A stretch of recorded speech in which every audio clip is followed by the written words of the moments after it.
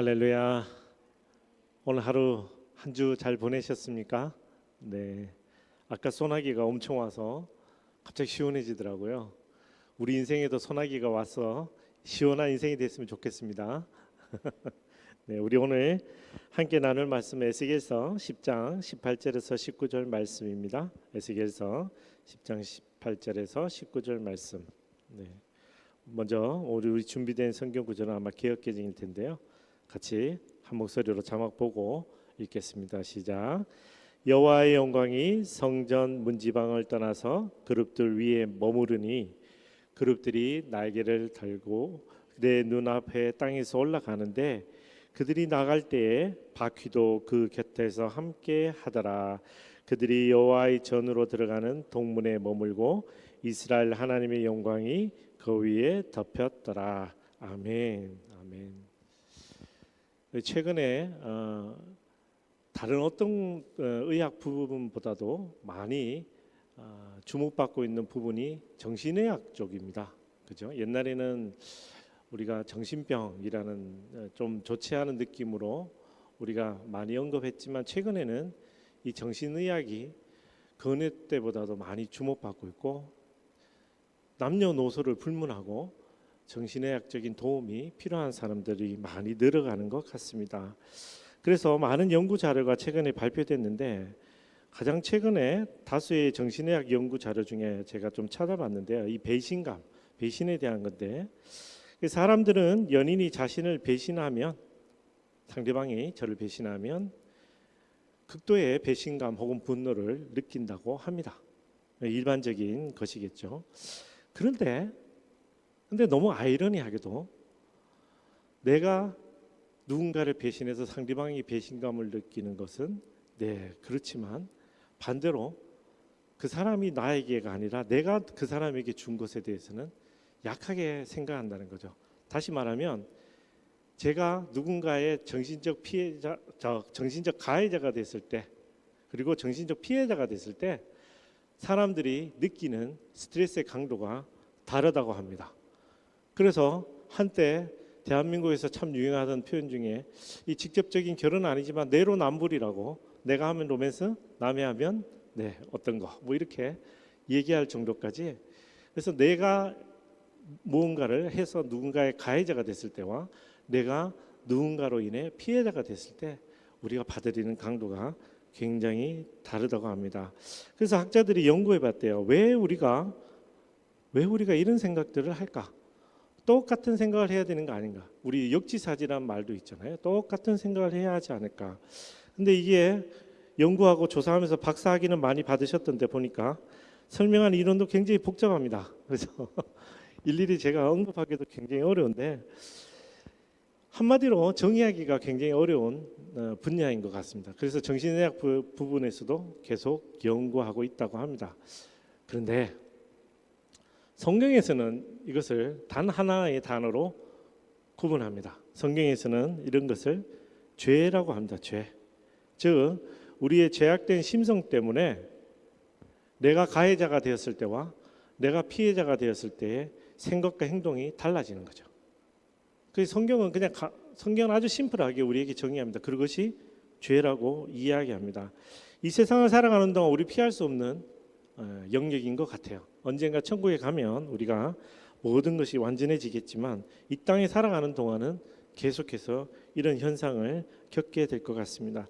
제가 왜 갑자기 이런 이야기를 꺼내는지 좀 궁금해하시겠지만 사실 오늘 본문이 이번 주 계속 묵상하고 있는 에스겔서 이 본문의 전체의 주제가 유대의 멸망의 근본적인 이유가 하나님이 잘못하셔서가 아니라 이스라엘 백성들이 죄를 지었기 때문에 이스라엘 백성들이 우상 숭배라는 하나님을 배신하는 행위를 했기 때문에 인한 것이라는 것이 에스겔서의 주제인데 막상 그 일을 겪는 이스라엘 민족들에게는 굉장한 큰 어려움이었던 것 같습니다. 우리 본문으로 돌아가서 차근차근 살펴보면서 제가 드리고 싶은 이야기 함께 이해해 보겠습니다. 먼저 18절에서 19절을 우리말 성경으로 좀 풀어서 읽어볼까 합니다. 같이 읽겠습니다. 시작. 그때 여호와의 영이 성전 문턱에서 나와 그룹들 위에 멈춰 섰다. 내가 보는 앞에서 그룹들은 그들의 날개를 들어서 땅에서 떠올랐다. 그들이 나아갈 때 바퀴들은 그들의 옆에 있었다. 그들은 여호와의 성전 동문 입구에 멈춰섰고 이스라엘 하나님의 영광이 그들 위에 있었다. 아멘. 이번 주간 생명의 삶 주제에 보면 에스겔서인데요. 에스겔서 특별히 어제 9장 묵상해 보셨으면 기억나셨겠지만 하나님께서 아주 철저하게 심판하겠다라고 하는 특정한 계층이 나타납니다. 그 계층이 누구냐면 우상 숭배자들입니다. 우상 숭배자들. 그러면 우상 숭배가 무엇입니까? 성경은 하나님 한 분 외에 다른 분을 섬길 때 이를 우상 숭배라고 합니다. 출애굽기 20장 3절에서 6절 말씀 우리 같이 읽어볼까요? 시작. 너는 내 앞에서 다른 어떤 신도 없게 하여라. 너는 너 자신을 위해 하늘에 있는 것이나 땅에 있는 것이나 물속에 있는 것이나 무슨 형태로든 우상을 만들지 마라. 너는 그것들에게 절하거나 예배하지 마라. 내 하나님 나 여호와는 질투하는 하나님이니 나를 미워하는 자들에 대해서는 아버지의 죄를 그 자식에게 갚되 3, 4대까지 갚고 나를 사랑하고 내 계명을 지키는 자들에게는 1000대까지 사랑을 베푼다. 아멘. 많이 아시는 구절이죠. 많이 아시는 구절입니다. 십계명에도 나오는 언급되는 구절이기도 합니다. 그런데 우리가 3절에서 지금 6절까지 이 구절을 읽다 보면 한 주제를 읽다 보면 우리가 주목하는 단어가 눈에 띄는 단어가 하나 있습니다. 5절에 질투라는 단어가 있습니다. 질투. 이 단어는 히브리어로 카나아라고 하는 이 형용사인데요. 뜻은 질투, 말 그대로 질투하는 이라는 형용사의 뜻입니다. 근데 이 형용사가 재밌는 용례가 뭐냐면 성경을 통틀어서 66권, 물론 이제 구약만 히브리어니까요. 39권을 통틀어서 단 5구절에서만 이 단어가 등장하고요. 이 5구절 중에 6번 사용됐는데 그 6번이 오직 하나님의 질투에 대해서만 씁니다. 다시 말하면 모세가 출애굽기 신명기를 적을 때 하나님의 질투, 하나님의 이름 중에 하나입니다. 하나님의 질투에 대해서 묘사할 때만 이 단어를 썼습니다. 우리 본문을 하나하나 읽으면서 좀 확인해 보겠습니다. 출애굽기 34장 14절 먼저 읽을까요?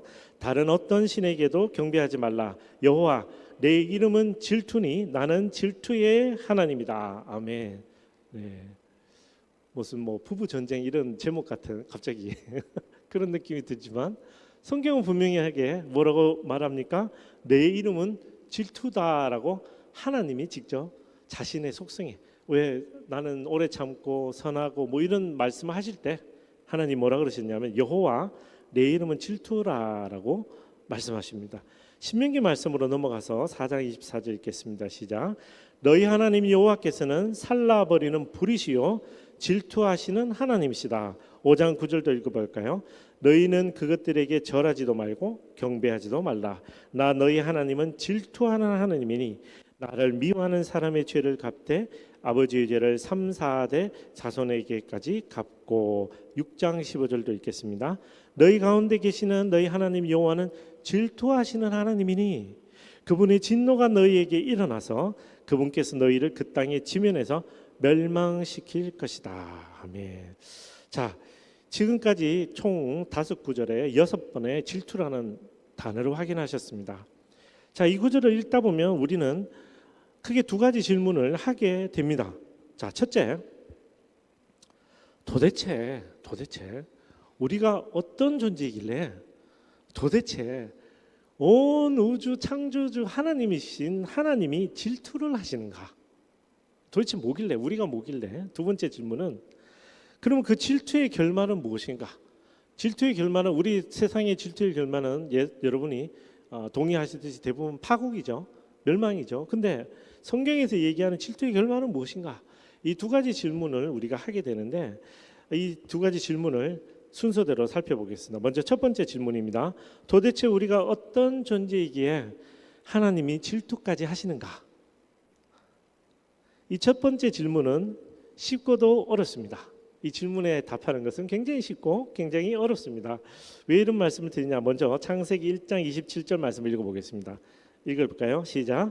하나님께서 사람을 그분의 형상대로 창조하시니 곧 하나님의 형상대로 사람을 창조하시되 하나님께서 그들을 남자와 여자로 창조하셨습니다. 아멘. 우리나라 속담에 이런 말이 있죠. 한 길 물속은 죄송합니다. 잘못해. 10길 물속은 알아도 한 길 사람 속은 모른다. 그만큼 모르는 거예요. 우리가 하나님을 안다고 얘기하자면 평생 살아도 사실 하나님을 잘 모릅니다. 그런데 우리가 잘 모르는 그 하나님의 형상대로 우리를 지으셨대요. 우리도 사실 굉장히 이해하기 어려운 존재이기도 합니다. 레고 동호회, 혹시 레고 아세요? 우리 아이들 키울 때 쓰는 조립식 그 블럭 있죠. 레고 동호회에 가면 이런 거를 찾아볼 수 있습니다. 제가 그대로 인용해 볼게요. 오늘은 조카가 집에 오는 날입니다.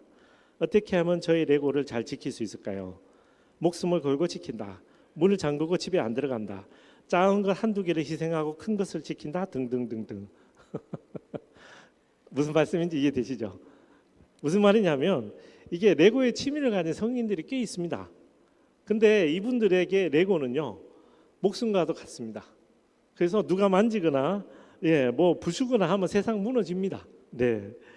특히 명절 때 이 한국의 특징적인 거잖아요. 명절 때 삼촌이 조카한테 그것 하나 못 주냐는 핀자를 들으면 피가 거꾸로 솟는다 그러죠. 그래서 아주 삼촌들이 흥분하는 주제가 레고입니다. 레고. 사실 이런 예로밖에 설명할 수 없는 제 지혜가 좀 부끄럽습니다만 하나님께서 우리를 다른 어떤 형상이 아니고요. 당신의 형상대로 만드셨으니 하나님이 우리를 얼마나 애지중지할까라는 생각을 하게 됩니다. 사람이 돈 주고 살 수 있는 레고예요. 근데 그것도 사람이 애지중지하잖아요. 근데 사람은 하나님의 형상대로 지원받았거든요. 그러면 우리가 이렇게 무언가를 애지중지하면서 목숨처럼 아끼는 성정, 이 성정이 하나님께도 있다는 거거든요. 우리가 엿볼 수 있는 거죠. 그럼 하나님이 당신의 형상대로 지으신 우리를 얼마나 애지중지하시겠냐는 거죠. 삼촌이 레고에 목숨 거는 것 이상의 10배, 100배, 1000배 이루 말할 수 없는 크기로 하나님은 우리를 소중하게 여기신다는 겁니다.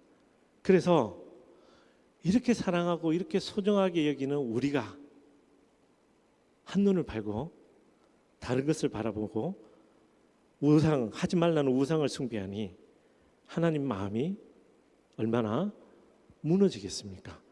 그런데 이 무너지는 마음을 하나님이 뭐라고 표현하셨느냐? 네, 오늘 읽으셨던 마음처럼 질투라고 하셨습니다. 질투. 나만 바라보기 원하는 너희가 왜 저 돌로 만든 우상을 바라보고 있니? 라고 얘기하셨던 그런 신적인 이렇게 관조적인 시각이 아니고요.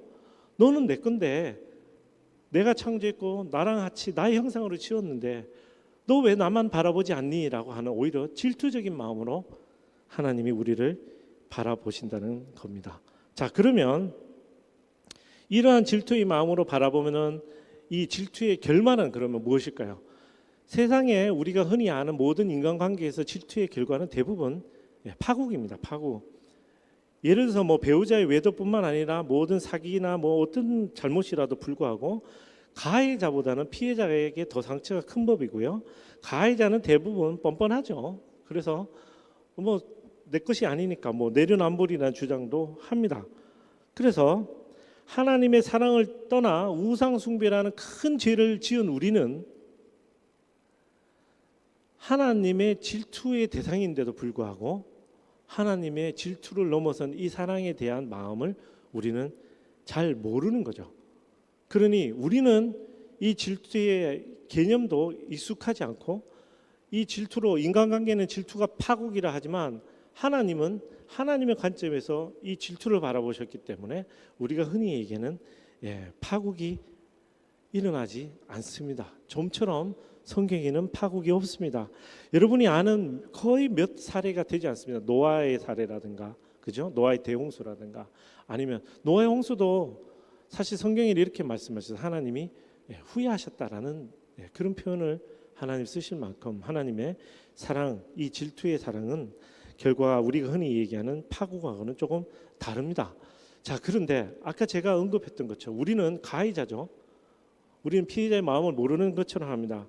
그래서 우리는 이상하게도 이렇게 생각해요. 아무리 내가 죄를 지어도 하나님 나를 버리시지 않으시죠? 그리고 이런 뻔뻔한 마음으로 살아갑니다. 그래서 초대교회 때는 이런 그 주의가 하나의 이단 종교를 형성했어요. 무슨 말이냐면 우리 구원받았으니까 아무렇게나 삽시다. 구원받았으니까, 구원은 변함없는 하나님의 사랑이니까 결정된 거니까 우리가 아무렇게 살아도 되는 거 아닙니까? 라고 이단 종교가 번성할 만큼 그랬습니다. 근데 지금 이 시대를 살아가는 우리도 회개하면 용서해 주신다는 은혜의 구원을 앞세워서 하나님은 결코 우리를 버리시지 않을 거야, 하나님은 결코 우리를 떠나지 않으실 거야 라는 막연한 확신을 갖고 있습니다. 그런 분들에게 오늘 읽으셨던 본문은 굉장히 큰 충격입니다. 그런 생각을 갖고 있었던 이스라엘 민족에게도 이 환상은 엄청난 충격이었습니다. 하나님이 자신들을 선택했다고 생각해서 선택받은 민족으로 생각했는데 하나님의 임재, 하나님의 영광이 머무르는 하나님의 성전을 떠나 하나님께서 떠나시겠다고 선포하셨으니까 이스라엘 민족에게는 엄청난 충격입니다. 물론 이 본문은 예수님 이전의 시대니까, 우리가 은혜로 믿음으로 구원받는 시대 이전이니까 어떤 학자들은 철진한 주장이라고 이야기하는, 더 이상 우리가 바라보지 않아도 되는 본문이라고 이야기하지만, 저를 비롯해서 많은 보수적인 우리 신학자들 혹은 믿음의 선배들은 성경은 처음부터 요한계시록부터 창세기까지 다 동일한 하나님의 사랑을 노래하고 있습니다. 우리가 신약만 읽고 구약을 안 읽을 수 없고요, 또 반대로 구약만 읽고 신약을 안 읽을 수도 없는, 모두 다 하나님의 말씀이라는 것을 우리가 동의한다면 지금 이 시대에도 하나님의 임재는 머무르기도 하고 떠날 수 있다라는 겁니다. 자, 그러면 정말 중요한 질문을 해보겠습니다. 자, 하나님께서 떠나신다고 선포하는 것은 무엇입니까? 정말 하나님의 임재가 사라지는 것입니까? 네, 맞습니다. 하나님의 임재가 사라지는 겁니다. 자, 우리 본문을 에스겔서를 좀 읽어보면 예루살렘 성전에 계시던 하나님의 영광이 떠납니다. 하나님의 임재가 아닌 하나님의 부재가 발생하는 겁니다. 하나님의 임재가 있어야 되는 예루살렘 성전을 하나님이 떠나는 거예요. 하나님께서 한번 떠나시는 척 하는 거 아닙니다. 야, 내가 떠나면 너네 어떻게 생각할까 궁금해서 하시는 게 아니라 진짜 떠나십니다. 거룩해야 할 성전이 더 이상 거룩하지 않아 하나님이 떠나시는 겁니다. 그러니 이 세상에서 이야기하는 파국과는 좀 다르죠. 무슨 말이냐면 배우자의 외도나 내 배신감에 상처받아서 내가 이별을 통보하는 것이 아니라 하나님은 우리를 사랑하시고 이스라엘 민족을 사랑하십니다. 하나님은 이스라엘 민족을 언제든지 용서할 마음이 있으십니다. 그러나 하나님이 머무시는 성전은 거룩해야 하는데 지금 이스라엘 민족들은 이 성전에 거룩이라는 단어는커녕 온갖 부정하고 악한 일을 행하는 것으로 바꾸었습니다. 그래서 하나님의 임재가, 거룩한 곳에 머물러야 하는 하나님의 임재가 머무를 수 없는, 우리 한국적인 정서로 얘기하면 정말 나는 떠나고 싶지 않지만 지금은 내가 떠나야 하는 상황이 되었다라고 볼 수도 있습니다. 우리 그림 한 번만 보여주실래요? 가장 잘 묘사한, 좀 상세하게 보이시지는 않으시겠지만 이 바이블 프로젝트에 나오는 에스겔서 요약 성경입니다. 근데 여기 보시면 성전 그림이 보이시죠? 근데 성전에서 하나님을 예배 드려야 되는데 어떻습니까? 성전의 왼쪽 편, 오른쪽 편 마당에서 지금 다 우상 숭배하고 있는 거예요. 그러니 성전이 거룩해야 되는 하나님의 처소, 하나님의 성전이 거룩하지 못합니다. 즉 하나님이 머물 수 없는 곳이 되었습니다. 그래서 지금 그림을 보시면 하나님이 성전을 떠나 나가십니다. 하나님이 성전을 떠나 우리 에스겔 전체를 읽어보면 바벨론으로 오히려 가시죠. 즉 하나님이 본인이 머무르기로 선포했던 솔로몬의 성전에 더 이상 머무를 수 없이 예루살렘에 더 이상 머무르지 못하고 떠나는 모습입니다. 이 하나님의 영광이 떠나는 것은 하나님이 우리를 미워해서, 우리를 싫어해서가 아니라 하나님의 임재가 머물 수 없는 곳이 되었기 때문에 하나님의 영이 떠나는 것입니다. 그러므로 이스라엘 민족은 이렇게 생각해요. 우리가 이렇게 부정하고 성전에서 이렇게 해도 우리는 선택받은 백성이니까 라고 생각할지 모르겠지만, 하나님의 임재는 더 이상 하나님의 영광이 거할 장소인 성전이 더럽혀졌기 때문에 그곳에 거할 수 없고 계속해서 떠나십니다. 오늘 본문은 성전 문 앞에라고 되어 있지만 에스겔서 11장 22절에서 23절을 읽어보면 더 멀리까지 나가십니다. 한번 읽어볼까요? 시작. 그러자 그룹들이 그들의 날개를 펼쳤는데 그들 곁에는 바퀴들이 있었고 이스라엘의 하나님의 영광이 그들 위에 있었다. 여호와의 영광이 성읍 가운데서 올라가 성읍의 동쪽에 있는 산 위에 멈춰 섰다. 아멘. 그러면 말씀을 정리하기에 앞서 우리가 한번 스스로에게 물어봐야 됩니다. 자, 영원토록 떠나지 않을 것 같은 하나님의 임재가, 하나님이 거하실 처소가 더럽혀지거나 부정하여 하나님이 머무를 수 없어 떠나셨습니다. 떠나시고 계시죠, 본문에는. 자, 그러면 하나님의 임재는 다시 돌아올 수 있는 겁니까? 한번 떠난 하나님의 임재는 이제 영원히 안녕 뭐 이런 거 그런 걸까요? 아니면 하나님 임재는 다시 돌아올 수 있는 것일까요? 네. 자, 말씀을 정리하면서 우리 같이 한번 확인해 봅시다. 자, 오늘 본문 말씀은 이스라엘 역사상 절대 일어나지 않을 것 같았던 여호와의 영광이 성전에서 나와 예루살렘을 떠나는 굉장히 충격적인 모습입니다. 성경 어디에도 이보다 더 충격적인 모습을 찾기 힘들 만큼 굉장한 충격적인 에스겔의 환상입니다. 그래서 이 말씀을 정리하면 제가 이렇게 정리해 드릴 수 있습니다. 거룩한 하나님의 영광은 부정한 하나님의 백성을 떠납니다 라고 오늘 본문은 말하고 있는 겁니다. 거룩한 하나님의 영광은 거룩한 하나님의 백성과 함께 거할 수 있습니다. 그러나 오늘 본문은 거룩한 하나님의 영광은 부정한 하나님의 백성을 떠난다고 오늘 에스겔 환상에서 우리는 보고 있습니다. 자, 그러면 이 말씀을 묵상하고 계속 이렇게 슬픔만 할 것인지, 아니면 우리가 이렇게 구원받아서 예수 그리스도 안에서 구원받았기 때문에 우리 더 이상 적용되지 않는 것인지, 아니면 우리의 삶 가운데 굉장히 혼란스러운 주제잖아요. 우리 청소년들이 대학교 가면 이런 고민을 많이 하거든요.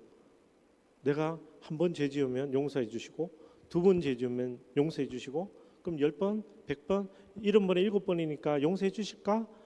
라는 그런 스스로의 질문들을 많이 하게 되는데, 이런 모든 질문들에 대해서 답을 줄 수 있는 성경의 중요한 주제가 있습니다. 제가 이 주제로 여러분에게 권면해 드리고 싶습니다.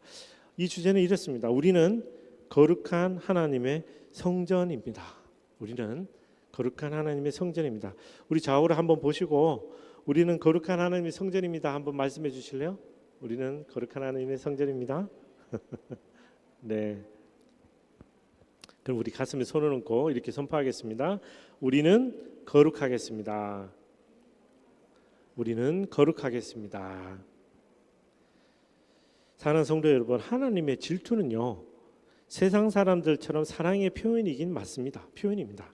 그러나 하나님의 임재가 아닌 하나님의 부재는 세상 사람들처럼 사랑하는 상대방을 향한 분노와 미움의 표현이라기보다는 하나님이 그 임재하시는 곳에 거할 수 없는 상태, 상황, 혹은 더 쉬운 말로 하면 거룩하지 못한 것에 하나님이 임재할 수 없기 때문에 발생하는 부재라는 겁니다. 그래서 하나님은 우리를 사랑하시지만 이 대명제는 절대 흔들림이 없습니다. 그러나 하나님의 부재는 일어날 수 있습니다. 우리에게도 일어나고요, 우리 가정에도 일어날 수 있습니다. 우리 공동체, 우리 교회, 우리 사회에도 일어날 수 있습니다. 언제 일어납니까? 우리 가정이, 우리 공동체가, 우리 사회가 거룩하지 못하다면 하나님의 임재는 떠날 수밖에 없는 것입니다. 하나님의 임재가 없으면 이스라엘 백성이 어떻게 됩니까? 앞으로 에스겔서 읽을 때마다 우리는 보게 됩니다. 더 이상 하나님의 보호하심도 기대할 수 없고요, 더 이상 하나님께 진지한 예배도 드릴 수 없게 되지요. 출애굽을 통해 경험했던, 가나안 정복을 통해 경험했던 하나님의 놀라운 사랑을 더 이상 경험할 통로인 하나님의 임재가 사라진 백성들에게 남은 것은 눈물밖에 없습니다. 그래서 에스겔서도 계속 눈물인 겁니다. 예레미야서도 계속 눈물인 겁니다. 많은 선지서들을 우리가 읽으면서 눈물을 흘릴 수밖에 없는 겁니다. 하나님의 임재가 없기 때문입니다. 사랑하는 성도 여러분, 우리를 제 자신을 묘사하는 단어는 하나님의 임재입니까? 아니면 하나님의 부재입니까? 내가 처해 있는, 내가 머무르고 있는 직장이든 가정이든 내가 속한 공동체든 교회든 우리 공동체, 우리의 직장을 묘사하는 단어는 하나님의 임재입니까? 하나님의 부재입니까? 거룩한 주의 백성으로 하나님의 임재 안에 우리가 기뻐 춤추며 그 영광을 맛보고 있습니까? 아니면 오늘 본문의 이스라엘 백성들처럼 비극의 눈물 가운데 있습니까? 다시 말하지만 하나님의 사랑은 변함이 없습니다. 하나님의 임재도 한결같습니다. 그러나 하나님의 임재가 머물러야 할 이곳, 특히 하나님의 성전인 제가 거룩하지 못하기 때문에 하나님의 임재가 떠날 수밖에 없는 상황을 우리가 오늘 보고 있는 겁니다. 그러므로 우리 사랑하는 형제 자매 여러분, 우리 하나님의 임재를 사모하는 우리가 되기는 좋겠습니다. 하나님의 임재를 사모하려니까 우리가 어떻게 해야 됩니까? 우리가 거룩해야 됩니다. 거룩해야 됩니다. 거룩한 생각과 거룩한 말이 우리 삶 가운데 있어야 합니다. 말씀과 기도가 우리의 삶을 굳건하게 하고 거룩한 예배가 우리 삶을 풍성하게 해서 하나님의 임재를 맛보는 겁니다. 하나님에게 임재가 있으면 우리 가운데 거룩함이 있는 것도 사실입니다. 그러나 오늘 본문 말씀을 묵상하고 많은 성경에도 우리에게 요구하는 것이 있습니다. 거룩하라. 거룩하라. 어떻게 하면 거룩합니까? 네, 말씀과 기도로 주님 앞에 나아가며 그리고 예배로 주님 앞에 설 때 우리가 거룩하게 되는 것입니다. 단순히 내가 목욕하고 샤워한다고 거룩한 것이 아니죠. 내 영이 거룩하게 돼야 하는 것입니다. 그러므로 인해서 우리가 하나님 임재 안에서 하나님 임재를 경험하는 겁니다. 저는 우리 스노우든 공동체가 거룩한 공동체가 되기를 간절히 축원합니다. 그래서 하나님의 임재가 우리 가운데 흘러넘쳐서 우리가 정말 이런 찬양 부르지 않아도 하나님 임재가 우리 가운데 있었으면 좋겠습니다. 우리가 정말 조금 이따가 더 불러보겠지만 성령이 임하시면 우리 삶 가운데 얼마나 넘치는 기쁨이 있습니까? 그죠? 성령이 임하시면 우리 삶 가운데 얼마나 큰 축복이 있는지 모릅니다. 성령이 있으면 우리가 박하 골짜기를 지나도 생명수를 맛볼 수 있습니다. 세상 일로는 해결이 안 되죠. 내가 누군가를 설득하고 내가 누군가를 한다는 것은 어려운 일이지만 내가 거룩하여 하나님의 임재 가운데 거할 때 모든 것이 합력하여 선을 이루는 줄로 믿습니다. 그러므로 우리 거룩한 공동체, 거룩한 우리가 되어 이 세상을 거룩하게 하는 우리가 되기를 간절히 축원합니다.